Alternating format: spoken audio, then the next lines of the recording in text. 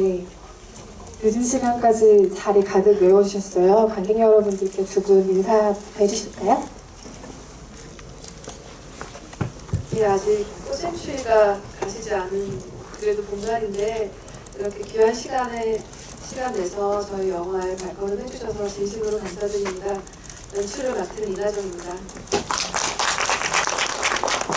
네, 안녕하세요. 늦은 시간까지 이렇게 함께 해주셔서 너무 감사드리고요. 오늘 날씨가 비록 추웠는데 그래도 여러분께서 이렇게 또 한 자리 한 자리 채워주셔가지고 정말 마음까지 훈훈해지는 것 같습니다. 감사합니다. 배우 한예리입니다. 네, 오늘 눈길을 보기 아주 좋은 날입니다. 오늘 세계 여성의회 9주년이 되는 날인데요. 그 의미가 남다른 날 여러분과 눈길을 함께 보고 또 이야기를 나눌 수 있게 돼서 굉장히 기쁘게 생각합니다. 오늘도 여성 단체들은 한일 위안부 합의 무효를 촉구하는 모임을 가졌고요. 그리고 매주 수요일날 일본 대사관 앞에서 일어나는 그 집회, 수요 시위는 1273차가 됐습니다. 아픈 역사와 여전히 현재의 진행형임을 얘기를 하고 또 그들의 목소리와 마음을 잃지 않기를 바란 영화 메시지에 공감하셨다면 영화 밖에서 벌어진 이야기에도 큰 관심을 부탁드리고요. 또 눈길이 10만 관객과 만났습니다. 한 주에도 정말 수많은 영화 극장에 걸리잖아요. 그리고 또 정말 보석 같은 영화들인데도 그 영화가 한 명 한 명 관객과 만나고 스킨십하고 소통을 하는 게 얼마나 어려운 일인지 요즘 더 절실히 깨닫게 되는 것 같아요. 그런 의미에서 10만 명이라는 의미 있는 발자국을 남기고 물론 앞으로 더 많은 관객과 손잡고 만나겠지만 일단 10만 명이라는 의미 있는 숫자를 기록한 영화에 큰 박수를 먼저 쳐주고 시작할까요? 네, 그리고 이게 사전에 준비된 건 아닌데 아주 작은 이벤트로 그 10만 명을 축하하는 귀여운 셀레브레이션을 준비했는데요. 네, 다시 한번 박수 부탁드립니다.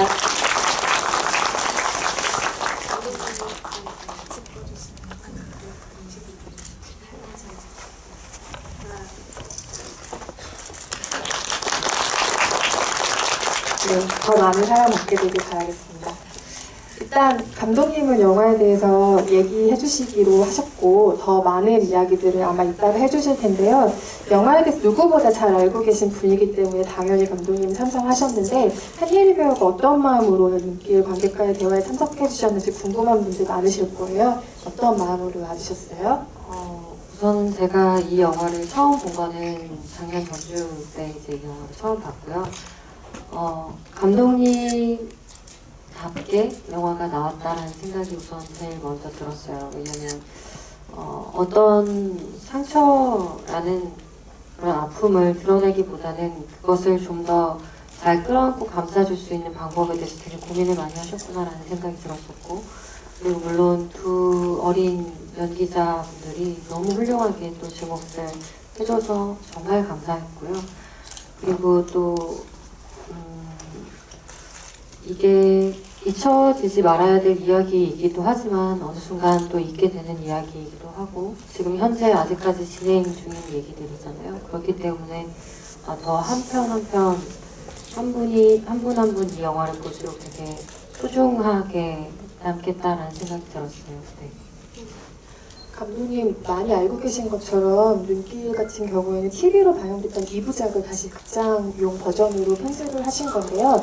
그 길이가 많이 줄어들진 않았지만 어쨌든 선택과 집중, 그다음에 어떻게 바꿔서 보여주실 거가에 대한 고민이 있으셨을 것 같아요. 그 부분 같이 나눠주시면 좋을 것 같아요. 네. 먼저 축하 케이크를 준비해주신 기자님 감사드리고요. 네. 영화가 처음이다 보니까 제가 이런 관객 숫자 같은 거에 어떻게 민감하지가 않았는데 오늘 그런 얘기를 듣고 정말 감사하다는 생각을 많이 했고요. 그리고 영화 마지막에 도움 주신 분들의 한예리 배우님이 올라가잖아요. 그래서 아트하우스였는지 저기 엔라인이셨는지 저게 혹시 그 한예리 맞냐고 왜 도움 주신 분에 올라가냐고. 그러니까 이 소재를 처음 접하고 그 3년 전이죠. 2014년 예리 배우님하고는 그 전에 단막극을 같이 했었고 여주인공으로 너무 좋은 작품을 만들어줬는데요. 그때 위안부 소재의 영화를 유보라 작가님이 하자고 했을 때 겁부터 났었어요. 내가 이 소재를 할 수 있을까. 그리고 도대체 어떻게 표현해야 되지? 라고 걱정이 앞서서 예리 씨한테 과연 할 수 있을까? 그리고 이 대본이 어떤지에 대해서 조언을 들었었어요. 들었고 그때 또 그렇게 제가 용기를 낼 수 있었던 거는 대표님은 모르셨나? 근데 지금은 이제 손석서 대표님도 아시는데 얼굴을 가리고 예리 씨가 그때 위안부에 관련된 무용 공연을 하고 있었어요. 그래서 사람들은 모르는데 이제 우리는 아는 어떻게 위안부 관련된 무용 공연을 할 때 위안부 할머니들의 아픔을 어떻게 표현했고 이 소재를 어떻게 소화했냐 이런 거를 물어봤었고 본인이 느끼고 이제 소화하는 만큼 이걸 내가 누구에게 뭘 전하려는 게 아니라 그거를 표현하는 게 되게 중요하다고. 그래서 그냥 내가 느낄 수 있는 부분부터 시작하자. 나는 할머니들 수기를 실제로 기록 남겨주신 수기를 읽을 때 나와 너무 비슷해서 되게 놀랐었는데 너무 평범하고 너무 소녀 같고 너무 소박해서 저 고등학교 때랑 크게 다르지 않은 꿈을 갖고 있던 부분에 되게 울컥했었던 부분이 있었고 엄마 보고 싶고 동네 오빠한테 고백 못하고 온 거 그런 것들 읽을 때 이제 제가 느꼈었는데 그런 지점들을 찾아갈 수 있게 됐던 시작점에 그 예리 씨와 이렇게 대본 이야기를 했던 그 무용 공연에 대해서 물어보고 그때가 기억이 나서 오늘 이 자리까지 같이 오게 된 것 같습니다. 그리고 드라마, 영화 처음부터 잘 모르고 이제 드라마, 영화 뭐 어떻게 차별점을 두어야겠다라고 하기보다는 유보라 작가님이 처음부터 이제 하나의 영화 시나리오로 이거를 쓰셨고요. 그거를 어떻게 보면 물리적으로 절반으로 잘라서 1부, 2부를 방송했는데 처음 시나리오일 때는 그냥 통짜 하나의 영화 대본으로 집필을 시작했고요. 영화로 만들어지게 하자라는 거에는 이게 방송 콘텐츠로 만들어지면 과연 세계의 어느 방송사가 이거를 사서 틀어줄까? 그러니까 방송 프로그램으로서는 서로 구매하고 이렇게 틀어지지 않을 것 같은데 이게 만약에 영화로 만들어지면 작은 인권 영화제든 어떤 세계 곳곳에 이런 영화들이 작지만 의미 있게 틀려질 수 있지 않을까? 혹시 일본에서도 틀 수 있지 않을까? 이런 생각에 영화라는 포맷을 더 많이 보여줄 수 있지 않을까라는 바람에 영화라는 포맷을 선택하고 그거에 맞춰서 조금 집중도 있게 편집을 했던 것 같습니다. 예. 눈길이라는 제목 자체가 여러 의미를 떠오르게 하는 것 같아요. 영화에도 나오지만 소녀들이 걷는 아프고 추운 길을 의미하기도 하고 또 눈이라는 게 우리가 또 은유적인 표현으로 생각할 때 상처를 덮어주는 뭔가를 포근하게 감싸 안아주는 듯한 의미도 있잖아요. 그래서 우리가 이 메시지에 공감을 하고 다들 손잡고 무언가를 할 수 있다면 또 그 소녀들이 걷는 길이 그렇게 마냥 추운 눈길만은 아니지 않을까라는 그런 중의적인 의미로 저는 생각을 했어요. 근데 분명히 제목에 고민이 굉장히 많으셨을 것 같은데 눈길이라는 제목이 어떻게 탄생하게 된 건가요? 저도 그렇고 유보라 작가님도 그렇고 제목을 잘 못 지어서 끝까지 막 고민하고 그 뭐죠? 이렇게 스태프들한테 공모하고 막 이랬거든요. 제일 말도 안 되는 제목이 영주 오빠. 그리고 영주 오빠 이런 느낌으로.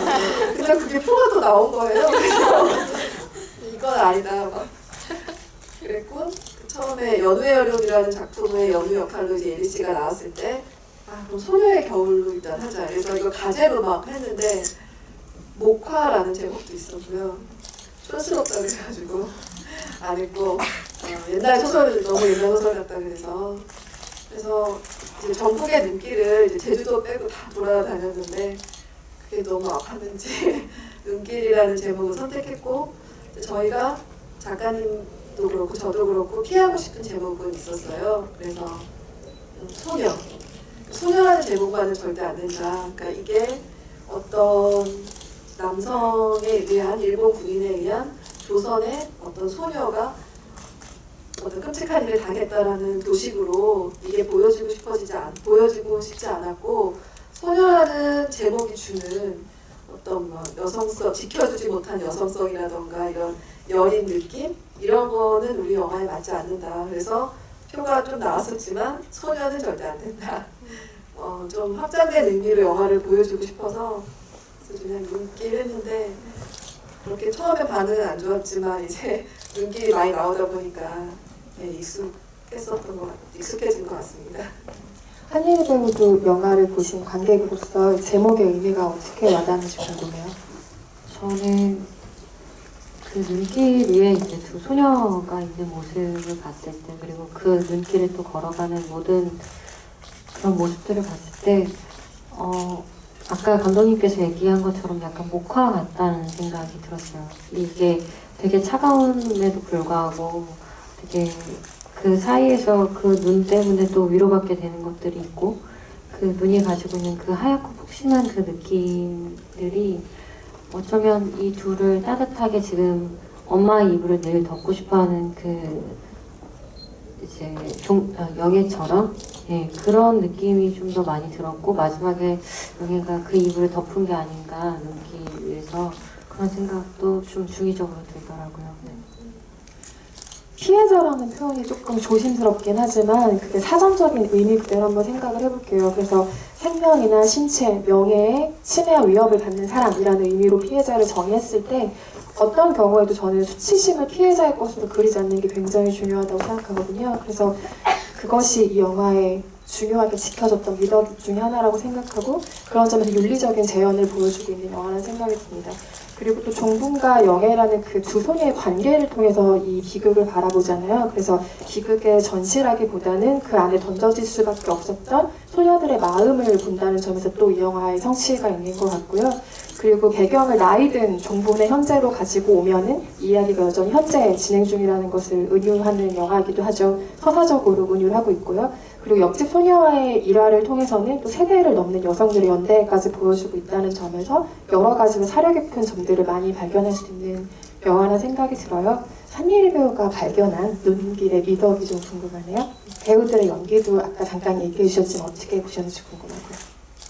우선 두 배우가 참 고마웠어요.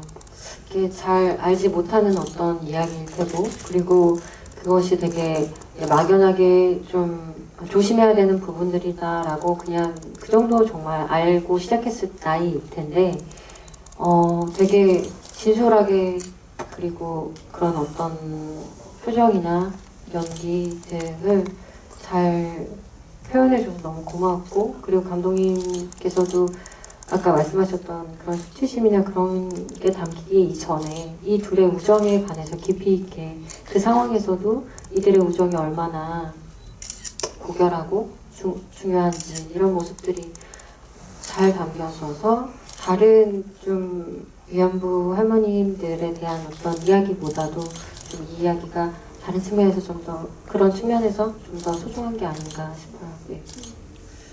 물론 이야기의 모든 소재라는 것이 항상 다른 방식으로만 얘기될 수는 없다고 생각해요. 어떤 소재는 계속 같은 방식일지라도 그 중요도를 따지면서 계속해서 얘기돼야 되는 것들이 있다고 생각하지만, 앞서 이런 미덕이 있었다고 생각한 반면 저는 약간 아쉬웠던 부분도 있어서 그것에 대한 질문을 드리고 싶은데, 사실 영화의 취지에는 십분 공감을 하지만 위안부 이야기를 할머니, 소녀 이런 식으로 상징하는 건 이 영화만이 고유하게 취하고 있는 방식은 아닌 것 같습니다.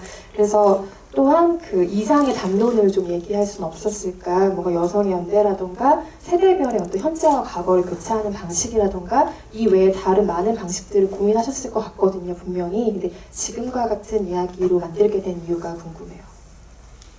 예, 처음에 이제 이 이야기를 하자고 했을 때는 할머니와 소녀의 도식을 잇는 이제 그런 위안부 소재의 영화로 저희도 야심차게 우리는 그렇게 하지 말자, 한 걸음 더 나가고 싶고 또 다른 이야기를 하고 싶다. 이제 저 구체적으로 이 영화를 시작하게 된 하나의 장면은 위안부 할머니가 이제 베트남전 한국군에 의한 피해 여성의 손을 잡으면서 내가 너희 아픔을 안다. 그리고 우리는 같이 이해할 수 있고 상처를 치유할 수 있다라는 한국군 피해자 여성의 손을 잡는 한 장면이었기 때문에 이런 연대에 대한 이야기로 시작하자라고 해서 해방 후에 인물 꽤 많이 썼었어요. 해방 후에 위안부 그 피해를 입은 여성과 조선 여성과 그다음에 해방 후에 조선에 남겨진 일본인 여성과 버려진 작은 여자아이 셋이 살아가는 이야기, 이 셋의 그럼에도 삶은 계속된다라고 하는 해방 후 이야기를 가지고 썼어요. 근데 뭐라고 할까요? 문제 그 이야기를 같이 쓰면서 앞으로 나아가고 있는데 아직도 직시해야 될 무언가가 남지 않았을까? 그리고 아직도 모르는 사람이 많지 않을까? 다시 원점으로 돌아가서 가장 전형적이고 가장 뻔하더라도 정말 그곳에서 무슨 일이 일어났는지를 낱낱이 보여주자라는 것에 얘기가 이르러서 그 하기로 했던 해방 후의 여성들 3명의 이야기를 적고 조금은 식상하고 조금은 뻔하지만 다시 할머니와 소녀의 이야기로 돌아가서 위안소에서 이야기를 시작하는 걸로 시행착오라고 해야 되나 이렇게 한번 겪었던 기억이 나고요. 다시 그 이야기로 돌아가면서 느꼈던 거는 내가 위안부 문제를 되게 많이 알고 있고 그 문제 뭐 해결돼야 되지 정도로 알고 있었던 이제 좀 어떻게 보면 누군가는 이제 좀 그만하지라고 했던 익숙한 문제에 디테일한 결들이 보이면서 또 다른 그 시점에서 이야기를 시작해야 될 당위를 느껴서 또 용기를 가지고 다시 작업을 했던 것 같습니다. 네. 필요한 이야기를 익숙한 이야기라고 느끼는 지점이 사실은 굉장히 위험할 수 있는 것 같아요. 그래서 그런 점에서 필요한 이야기를 다시 한번 용기 있게 만들어준 눈길이라는 영화가 의미가 좀 남다르다는 생각이 들고요. 한예일 배우가 또 눈길의 취지와도 이어지는 무용 공연을 준비 중이시잖아요. 그 공연에 대한 얘기도 이어지는 지점들이 많을 것 같거든요. 네, 우연치 않게 이렇게 공연을 저도 하게 됐어요. 그 그림 속으로 들어간 소녀라고 이제 책으로도 나와 있는 제목인데요.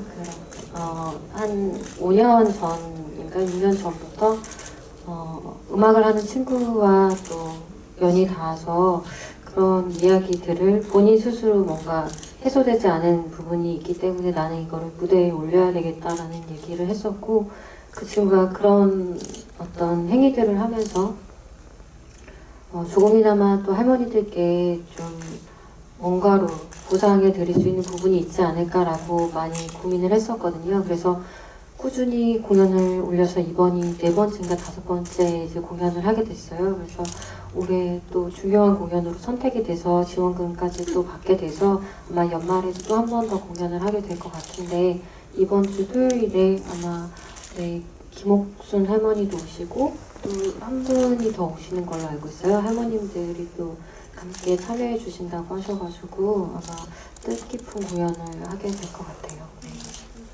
영화 외적으로 궁금한 거 마지막으로 하나만 감독님께 여쭤보고 관객석으로 마이크를 드릴게요. 아까 잠깐 얘기 나온 것처럼 일본 상영도 추진을 분명히 진행하셨을 텐데 어떻게 진행되고 있을까요? 연락이 왔다는 얘기까지 들었는데 그 이상은 일을 아직 못 들었고요. 네. 방금 여기 관객과에 대해 하기 전에 일본 매체와 인터뷰를 하고 왔어요. 그래서 의미 있는 인터뷰였다고 생각을 하고 대만이랑 중국에서는 이제 상영 심의는 통과했고 대만은 상영 준비 중에 있습니다. 그래서 많은 분들에게 보여줬으면 좋겠다라는 소망을 갖고 있습니다. 네. 오늘 영화를 보고 같이 나누고 싶은 감상도 많으실 테고 질문하고 싶으신 것도 많을 것 같아요. 그래서 관객석으로 마이크를 드리려고 하는데요. 질문해 주시는 분들께는 저희가 감사의 의미로 눈길 역사 배지와 그 위안부 문제를 다루는 배지를 만드는 그 단체 배지를 선물로 드리도록 하겠습니다. 마이크를 어느 분께 먼저 드릴까요?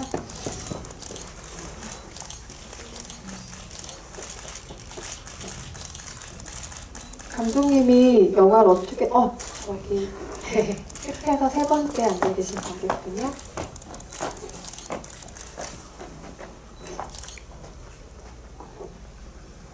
네, 영화 되게 잘 봤고요. 저는 예전에 그 KBS에 반영된 눈길을 1, 2화로 된 거를 봤었어요.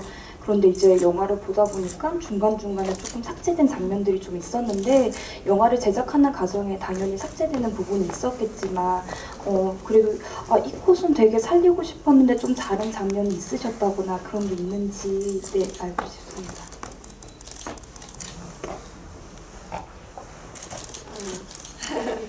더 줄였어야 됐는데 좀 길었죠. 그러니까 저는 그냥 긴 것 같았어요. 예. 항상 70분 호흡으로 하다가 이제 사실 좀 더 시간이 되면 90분 정도로 만들까 하는 생각도 했었는데 아쉬운 장면은요. 사실 은수와 할머니의 이야기가 40분 정도 삭제가 됐어요. 그 둘이 막 은수가 배가 아파서 쓰러지고 할머니가 병원에 데려가고 뭐 된장국을 끓여주고 간호하고 그 둘이 같이 살게 되기까지 그런 장면이 한 40분 잘린 게 있었고 그거보다 더 이제 좀 이거 장면 넣었으면 좋았을 걸 싶은 장면은 그 영애가 돌로 이렇게 얼음강을 깨잖아요. 그런 식으로 종분이가 그 500원 받고 돌아오는 길에 얼어붙은 폭포 앞에 폭포수가 이렇게 내려오면서 얼어붙은 장면이 있는데 그 폭포수에 이렇게 돌을 던져서 그 안에 있었던 물이 이렇게 탁 터져 나오는 그런 종분이가 또 얼음을 깨는 장면이 있었거든요. 근데 저는 이거 만들면서 사람들의 마음도 이렇게 차갑게 보이지만 그거를 깨고 들어가면 따뜻한 물처럼 따뜻한 마음이 흐르고 있다고 생각을 해서 종분이가 사람들의 편견을 깨고 이렇게 물이 흐르는 장면 같은 거를 같이 넣으면 어땠을까 했는데 역시 여러 가지 이유로 삭제됐는데요. 저는 오히려 그 장면이 생각이 납니다. 또 다른 관객분께 마이크를 드릴게요. 네, 가운데 앉아 계신 관객분께 드리고 그 다음에 드릴게요. 예, 저도 영화 잘 봤습니다. 감독님한테 질문이 있는데 그 지난해 이때 동주하고 기항이 2월 말인가 그때 개봉해가지고 3월 1일에 그 영화가 가장 사람들은 가장 많이 모았습니다. 근데 왜 개봉일을 2월 말로 하지 않고 3월 1일로 결정된 게 좀 약간 이해가 안 갑니다. 그래서 좀만 빨리 했었어. 지난해 기왕같이 주목을 좀 많이 받을 수 있었을 텐데. 배급에 관련된 문제여가지고 죄송합니다. 아니에요. 죄송하실 문제는 아닌 것 같고 감독님께서 답변 혹시 해주실 수 있으세요? 네.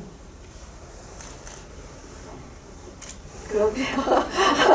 이제부터라도 찬찬한 걸음으로 많이 부르시면 더 좋을 것 같습니다.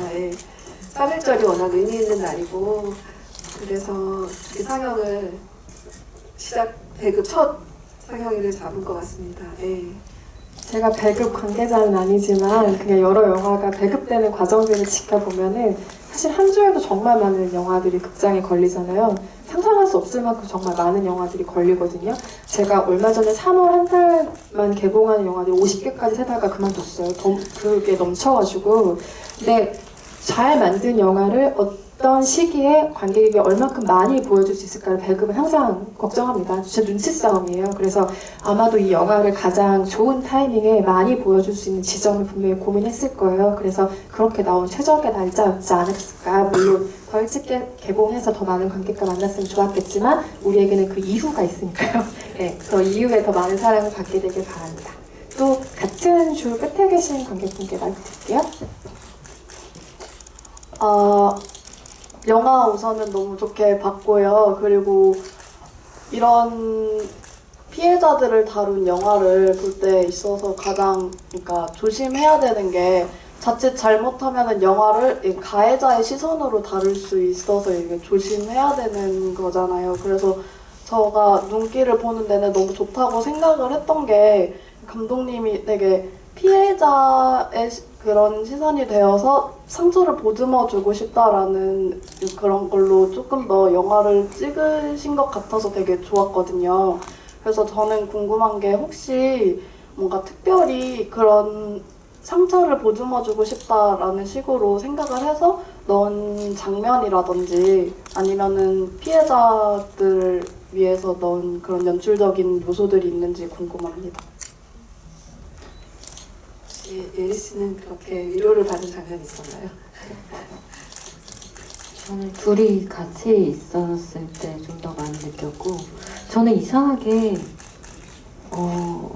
나이든 종분과 영예가 같이 있을 때도 좀 그런 거를 많이 느꼈었던 것 같아요. 아 진짜 피해자분들이 자신을 알아주는 누군가랑 그렇게 계속 있고 싶을 수 있겠다 이런 생각도 들어서 네. 예, 저도 이제 그러니까 피해자라기보다는 이제 아직 생존해 계신 할머니들한테 이게 또 하나의 상처가 되지 않도록 그냥 영화적인 스펙터클로 이용되지 않도록 좀 주의를 기울였고 새로운 씨랑 향기 배우가 중3이었어요 저때. 그래서 포스터를 다시 찍으려고 봤더니 새로운이가 7cm인가 8cm가 됐어요. 향기는 비슷한 것 같은데 폭풍 성장을 해갖고 사실 기양하고도 포스터가 비슷하고 이렇게 다시 찍을 수 있었는데 너무 많이 커서.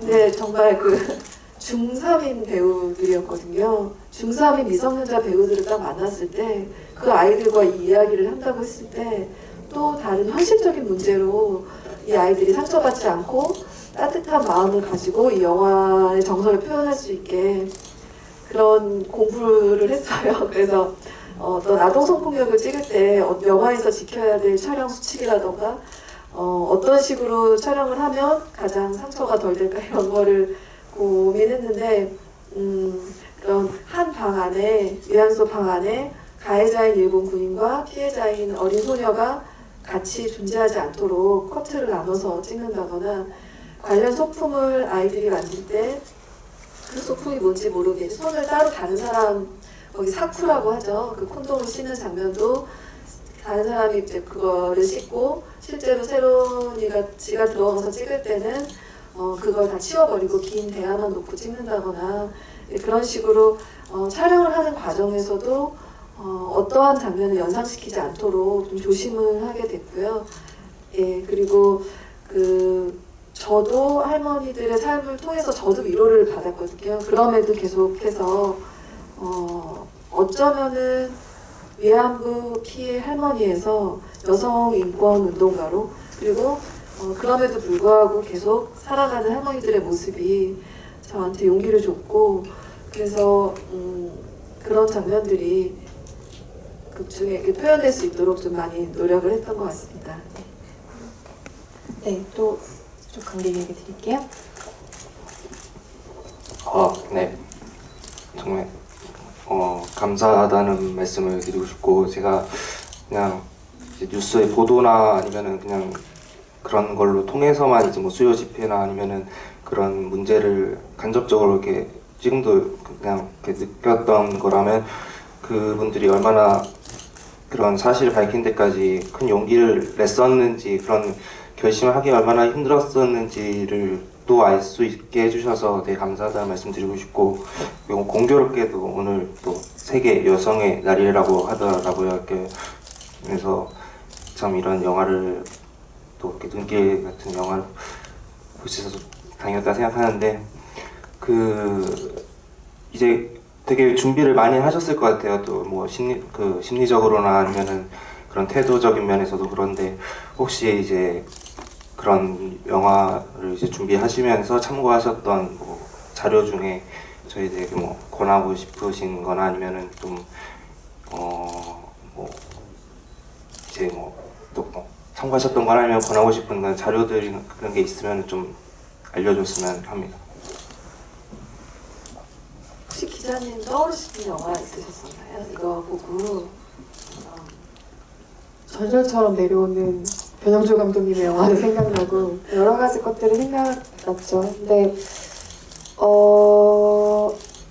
책 제목이 지금 기억이 안 나는데 아까 감독님이 말씀하셨던 지점과 굉장히 맞닿아 있는 근현대사를 다룬 책들이 많거든요. 그러니까 이것을 한국 뭐 어디 이렇게 지역에 국한한 여성 문제로 볼 것이 아니라 이게 범아시아에서 일어났던 일이고 그때 어떤 상황들이 펼쳐져 있었는지를 그러니까 우리만 피해자다라는 그런 관점이 아닌 관점에서 본 많은 책들이 나와 있어요. 안타깝게 지금 제목이 딱히 생각이 안 나는데 그래서 아까 영화에 다루고 싶으셨다고 했던 지점이 저는 굉장히 중요한 지점들이라고 생각하거든요. 그래서 이걸로 우리나라의 상황을 보셨다면 또 다른 아시아 지역에서 어떤 상황들이 있었는지 그것도 같이 참고해 보시면 좋을 것 같다는 생각 들고요.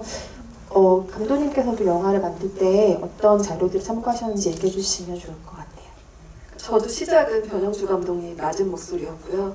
그리고 예리 씨가 했던 공연이라던가 그 당시 빨간시라는 연극도 있었고 소리곱새라는 영화도 마침 그때 개봉을 했었고요. 그렇게 현재 만들어지고 있는 위안부 관련된 컨텐츠들을 찾다가 1940년대 실제 종군이랑 영예가 살았던 시기로 돌아가서 그 당시에 만들어진 다큐멘터리와 영화들을 보기 시작했어요. 재밌었거든요. 그래서 영상자료원에 가면 발굴이라 그러죠. 이제 발굴된 1940년대 영화가 있는데 일본 일제시대 때 만들어진 영화고 다큐멘터리들인데 모리가와 초콜릿 카라멜이라고 그러나요? 그 노란색 그 요즘에도 파는 거 있죠.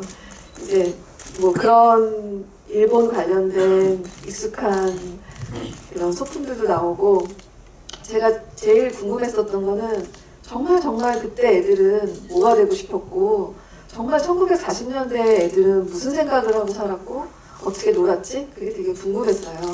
그래서 그 영화를 보는데 좀 인상적인 장면이 꼬마 아이가 이제 우리 조선의 꼬마 아이가 이제 산길을 가면서 좀 집에 돌아가는 길이 멀어가지고 수업료라는 영화거든요. 무서운데 노래나 부를까? 뭐 이러면서 노래를 부르는데 엄청 해맑은 목소리로 일본 군가를 부르더라고요. 그래서 그게 식민지 조선의 꼬마들, 소녀들 그리고 이제 그 당시는 내선일체 시기라서 한국말을 못 쓰는 시기였더라고요. 40년대 쪽에는. 그래서 학교 안에서는 조선말을 쓰면은 바로 맞아요. 혼나고. 그래서 영예가 그때 조선말 쓰면 맞는 것도 이제 그 당시에는 조선어를 쓰면은 맞는데 영예처럼 공부 잘하는 애들은 되게 인상적이었던 내용이 발음이 되게 좋아요. 일본어 발음이.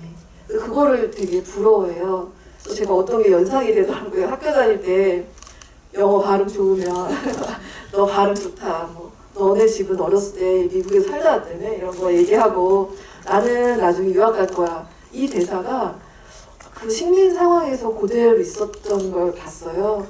쟤는 일본어 발음 되게 좋다. 쟤는 졸업하면 일본에 가서 공부할 거야. 라던가 일본 사람 닮았다. 그런 되게 기묘한 장면들이 좀 만나고 종길이처럼 공부 못한 애들은 학교에서 꿀먹은 벙어리고 교문을 딱 나서면서 이제 해도 되지? 뭐 친구한테 이래요. 이제 일본말 아니고 조선말 해도 되지?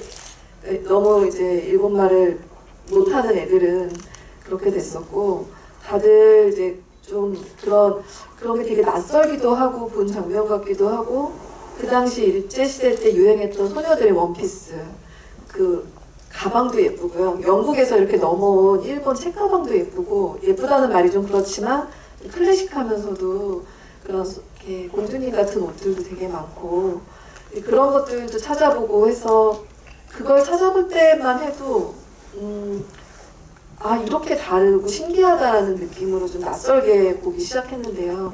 소녀들이 이제 위안소로 끌려가면서부터는 1940년대 일제시대가 얼마나 다른지를 다큐멘터리적으로 이제 그대로 재현하고 싶다는 마음에서 시작을 했는데 위안소로 가고 나서는 얼마나 비슷한지를 알게 되고 제가 되게 놀랐어요. 일제시대가 얼마나 다른 시대였나를 좀 집중해서 보다가 얼마나 우리와 비슷한 소녀들이었나를 일기를 통해서 보면서 거기서 제가 한번 무너졌던 것 같습니다. 그래서 그런 자료들을 찾던 시간들이 기억나고 역시 시작은 낮은 목소리였고 그런 기억도 납니다. 제가 어떤 단편을 봤던 게 기억이 나가지고 지금 급하게 찾아봤는데 그 소녀 이야기라는 단편이 있어요. 근데 이거는 애니메이션으로 만들어진 건데 2004년에 실제로 돌아가신 위안부 피해자 할머니 육성 인터뷰를 그대로 사용한 애니메이션이거든요. 그래서 그게 또 되게 남다른 울림을 주는 거고 유튜브에 아마 공개된 걸로 알고 있어요. 그래서 그것도 한번 찾아보시면 좋을 것 같고 또 하나 개인적으로 추천을 드리고 싶은 것은 소녀상 다들 아시죠? 근데 그 소녀상을 어떤 그 공예를 하는 부부가 작은 소녀상이라고 해서 그 텀블벅 프로젝트를 진행한 적이 있어요. 그래서 그 소녀상을 구입을 하면은 그 기금이 전부 위안부 피해자들을 위한 기금으로 쓰이는 프로젝트를 한 적이 있는데 지금은 물론 그게 중단이 됐는데요. 그 페이지를 한번 찾아보셨으면 좋겠는 이유는 소녀상의 의미가 굉장히 자세하게 나와 있거든요. 소녀들의 그 손은 왜 꼭 쥐고 있는지, 왜 발 뒤꿈치는 땅에 닿지 않는지, 왜 어깨에는 새가 앉아 있는지 이런 의미들을 자세히 풀어놓은 글이 있어요. 그래서 그 의미를 한번 같이 생각해 보셔도 좋지 않을까? 네, 찾아보셨으면 좋겠어서 제가 의미는 말씀을 따로 안 드릴게요. 네, 그리고 다른 분께 마이크 드릴게요. 네, 여기 앞에 관객 먼저 드릴게요. 네, 안녕하세요. 일단 너무 좋은 영화 만들어주셔서 정말 감사하다는 말씀 먼저 드리고 싶습니다. 저는 마지막 장면이 굉장히 기억에 남거든요. 좋아했던 오빠도 만나고 그렇게 보고 싶었던 엄마도 만나고, 그래서 그 장면이 끝나고 엔딩 크레딧이 올라가는 내내 엄청 많이 울었어요. 내일이 좀 걱정될 정도로. 솔직히 감독님께서도 작업을 하실 때 이 장면은 내가 찍으면서도 눈물이 좀 난다 하셨던 장면이 있으실 것 같은데 그런 장면이 있으셨는지 좀 궁금하고요. 그리고 한예리 배우님하고 이은선 기자님도 이 부분은 내가 보면서 정말 감동했다, 기억에 많이 남는다, 이런 장면이 좀 궁금합니다.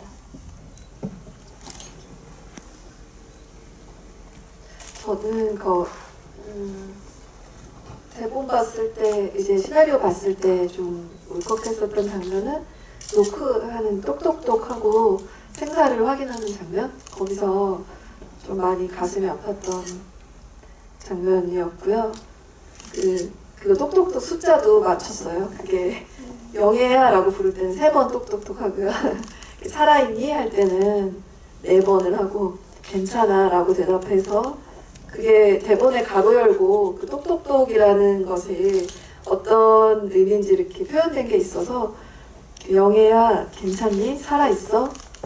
영예야 영예야 부르면 이제 영예가 괜찮아 하면서 3번 치는 거, 그 장면 찍으면서 마음이 많이 아팠었던 것 같고 그 장면이 제일 가슴이 아팠습니다. 예.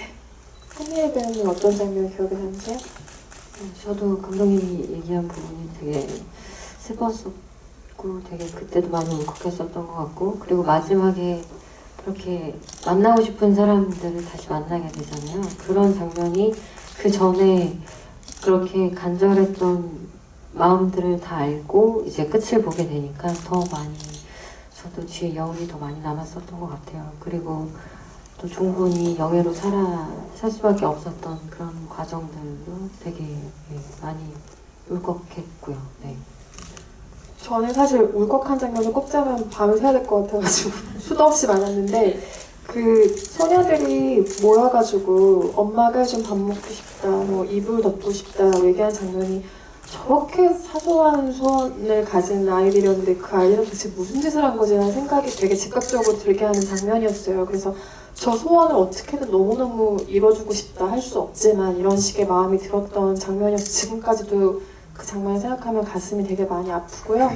또 하나는 죽고 싶어서 이렇게 사는 게 넌 좋니? 막 이렇게 소리 지르는 영예한테 종군이 그래 난 그래서 살아서 돌아갈 거야 라고 소리를 치는 장면이 있잖아요. 근데 그게 친구가 정신 차렸으면 좋겠기도 하고, 그래서 좀 독하게 마음 먹어서 나랑 같이 살았으면 좋겠기도 하고, 자기 자신의 무서움을 이기기 위해서 그렇게 큰 소리를 쳤기도 할 테고, 자기 자신에게 소리치는 말이기도 했을 테고, 너무 여러 가지 의미가 들어있는 말인 것 같았어요. 그래서 그 작은 아이가 눈앞에 있는 친구도 살리고 자기도 살리기 위해서 나 혼자만 생각하는 게 아니라 항상 같이 가자는 의미를 생각했다는 게 굉장히 울컥울컥한 것 같아요.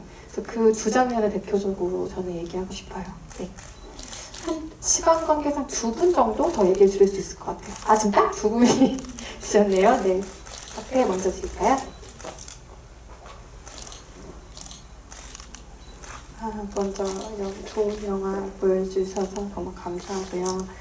저는 이제 어린 배우들이 이런 연기를 할 때 감정도 되게 이제 조심해야 된다고 생각을 하지만, 어떻게 보면 그걸 더 가깝게 느꼈을 게 이제 김영옥 배우님이라고 생각을 해요. 그래서 직접적으로 그 일들을 겪은 장면들을 연기하시진 않으셨지만 마음이 많이 힘드셨을 것 같은데, 그때 혹시 감독님과 나눴던 얘기들이 있는지 궁금하고요. 그리고 저는 그 안에서 그 어린 배우들이 잡혀가서 상황들 속에서 유일하게 이제 내가 거기 있다고 느끼지 않게 했던 게 책을 읽을 때였거든요. 너무 그러니까 내가 여기 와 있구나라는 거기에 있구나라는 생각이 안 들게 했는데 혹시 소공녀라는 책을 넣으신 이유가 있는지 그게 궁금합니다. 질문들이 아주 알찬 질문들이 쏟아지고 있어요.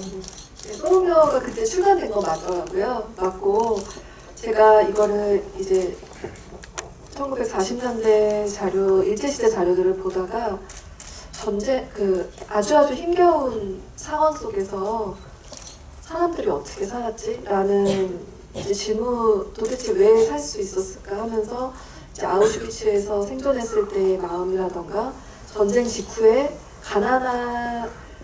정말 배가 고프면은 어떤 증상부터 나오지? 막 이런 것도 궁금하고 가난하고 끔찍한 순간에 뭐를 찾게 될까라는 게 궁금해서 박경리 선생님 초기 소설들을 읽기 시작했어요. 불신시대라는 작품이었는데 그때 전쟁 직후에 이제 한 여성이 아이를 잃기 전에 끔찍한 가난 속에서 고통 속에서 살아가는 장면인데 그때 그 어머니가 아이에게 소공녀를 읽어주는 장면이 있었어요.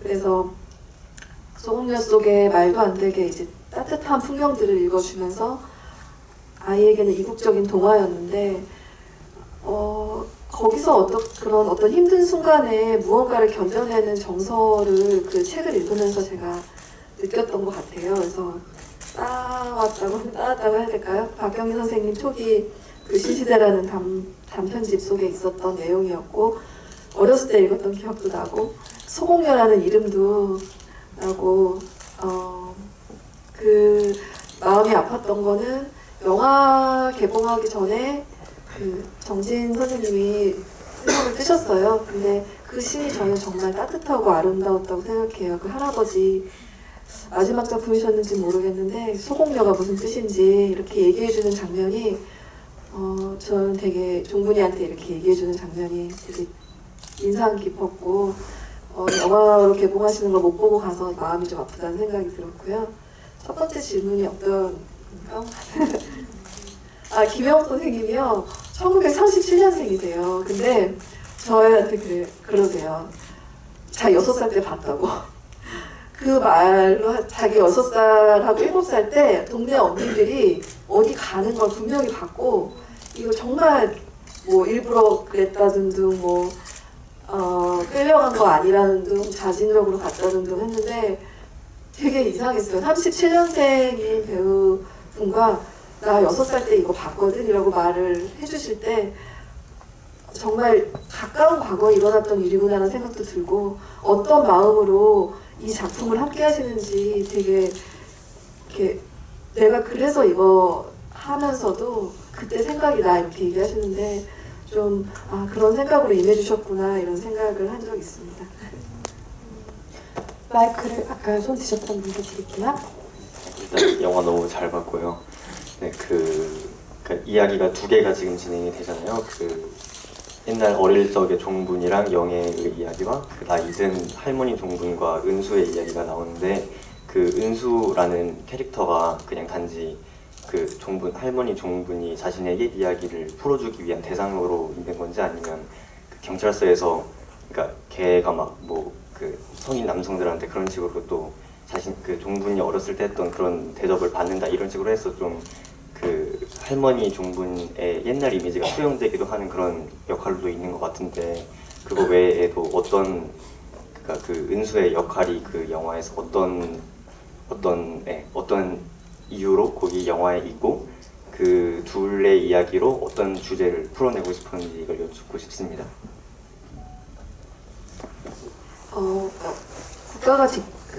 국가가 당연히 지켜줘야 할 부분에서 보호받지 못하는 소외된 약자가 있다라는 그런 부분을 연결해서 묻고 싶었어요. 그래서 작가님하고 또 저하고 이거 영화를 준비하면서 구체적으로는 명동역에 롯데리아가 있고 거기 새벽 4시에 가면 어느 곳에서도 이제 보호받지 못하는 미성년자 소년들이 하루하루를 버티면서 지내는 장면에 대해서도 많이 얘기를 했고 부양가족 의무제인가요? 그 부모님이 호적상에 서류상에 남아 있으면 부모님이 이 아이를 버리고 떠나도 국가는 그 아이를 보호해주지 않거든요. 그래서 은수가 엄마 아빠는 이미 자기를 버린 지 오래고 그리고 나라에서 복지 관련된 돈을 받으려고 하는데 서류상에 남아있기 때문에 한 푼도 받을 수가 없고 자기는 더 이상 살아갈 곳도 없고 먹을 것도 없고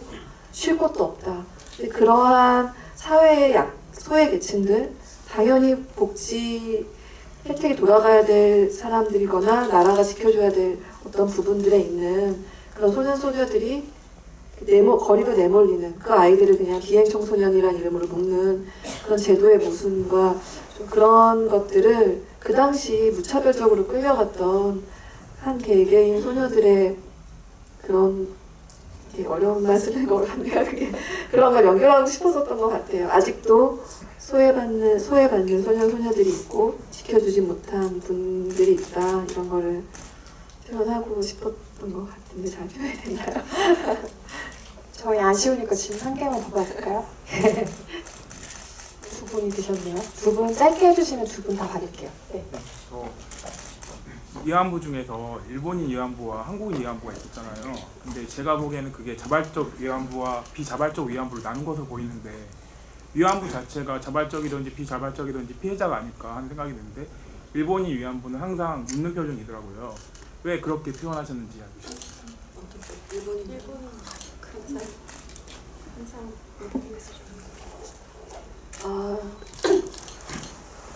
예, 좀 그게 마마상 얘기하시는 건가요? 일본인 위안부, 예, 그 관리하시는 그 위안소를 관리하시는 그런 분들이 이제 표현을 했었던 것 같고 마마상을 그리고 예, 다양한 나라에서 인도네시아도 있고 남태평양도 있고 심지어 호주도 있었고요. 이게 외국에서 상영됐을 때는 그런 호주 쪽 위안분들도 있다라는 것들 되게 많이 놀라시더라고요.